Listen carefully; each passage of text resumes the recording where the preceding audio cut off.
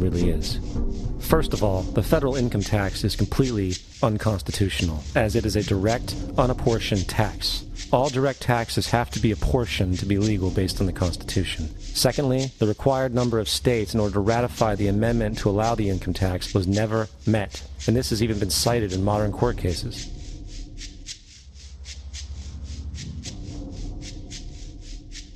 Third, at the present day, roughly 35% of the average worker's income is taken from them via this tax. That means you work 4 months out of the year to fulfill this tax obligation. And guess where that money goes? It goes to pay the interest on the currency being produced by the fraudulent Federal Reserve Bank, a system that does not have to exist at all. The money you make working 4 months out of the year goes almost literally into the pockets of the international bankers who own the private Federal Reserve Bank. And fourth, even with the fraudulent government claim as to the legality of the income tax, there is literally no statute, no law in existence that requires you to pay this tax, period. I really expected that, of course, there's a law that you can point to in the law book, the code, that requires you to file a tax return. Of course there is. I was at that point where I couldn't find the statute that clearly made a person liable. At least not me and most people I know, and I had no choice in my mind except to resign. Based on the research that I did throughout the year 2000 and that I'm still doing, I have not found that law. I've asked Congress, we've asked a lot of people in the IRS commissioners, helpers. They can't answer, because if they answer, the American people are going to know that this whole thing is a fraud. I haven't filed an federal income tax return since I left. I have not filed a tax return since 1999.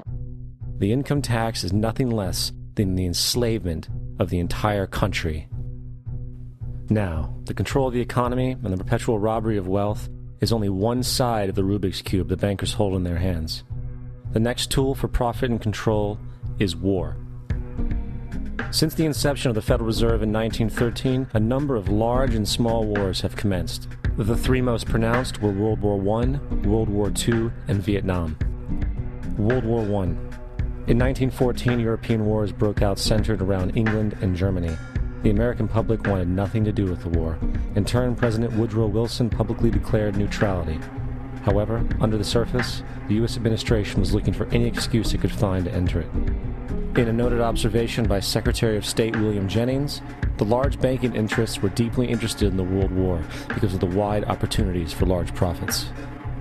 It's important to understand that the most lucrative thing that can happen for the international bankers is war, for it forces the country to borrow even more money from the Federal Reserve Bank at interest. Woodrow Wilson's top advisor and mentor was Colonel Edward House, a man with intimate connections with the international bankers who wanted in the war. In a documented conversation between Colonel House, Wilson's advisor, and Sir Edward Grey, the Foreign Secretary of England, regarding how to get America into the war, Grey inquired, "What will Americans do if Germans sink an ocean liner with American passengers on board?" House responded, "I believe that a flame of indignation would sweep the United States, and that by itself would be sufficient to carry us into war."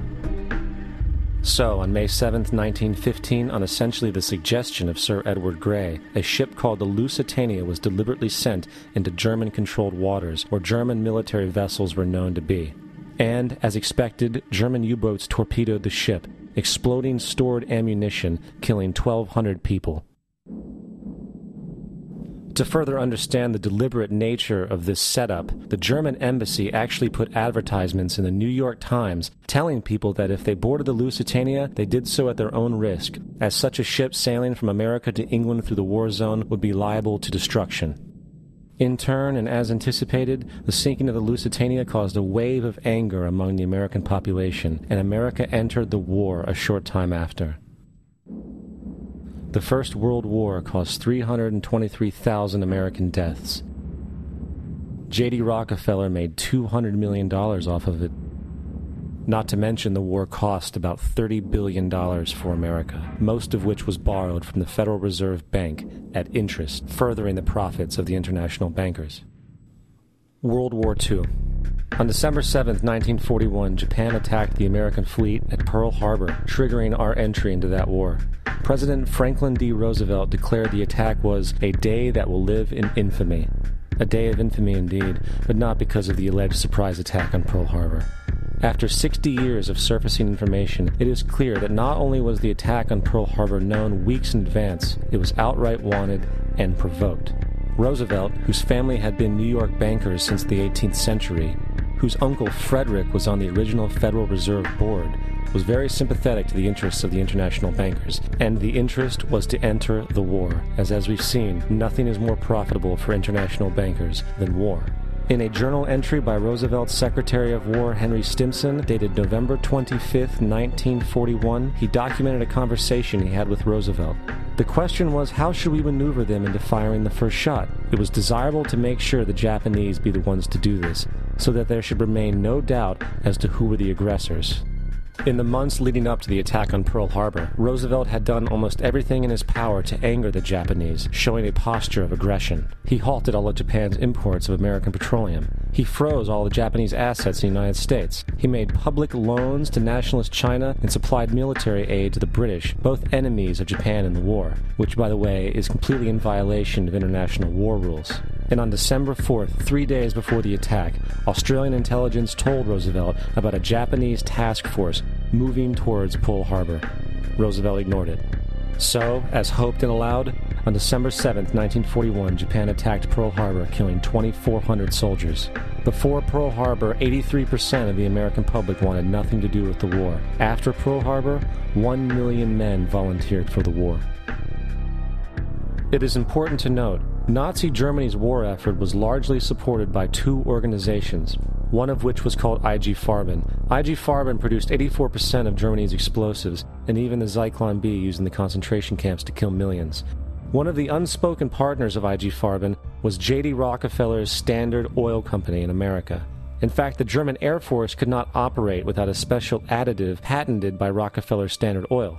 The drastic bombing of London by Nazi Germany, for example, was made possible by a $20 million sale of fuel to IG Farben by the Rockefeller Standard Oil Company. This is just one small point on the topic of how American business funded both sides of World War II.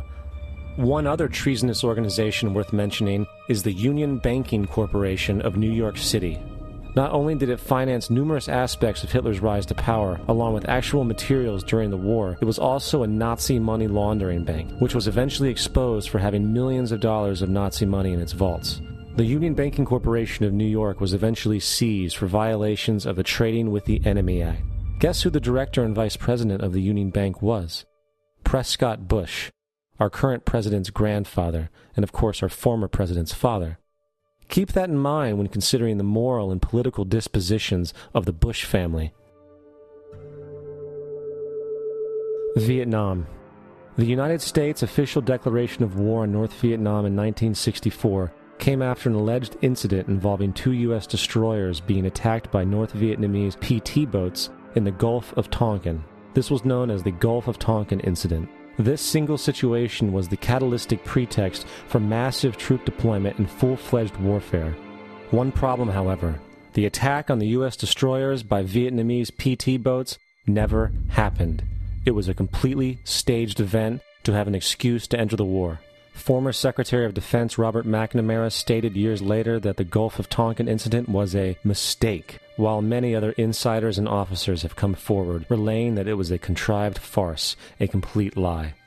Once in the war, it was business as usual. In October 1966, President Lyndon Johnson lifted trading restrictions on the Soviet bloc, knowing full well that the Soviets were providing upwards of 80% of North Vietnam's war supplies. Consequently, Rockefeller interests financed factories in the Soviet Union, which the Soviets used to manufacture military equipment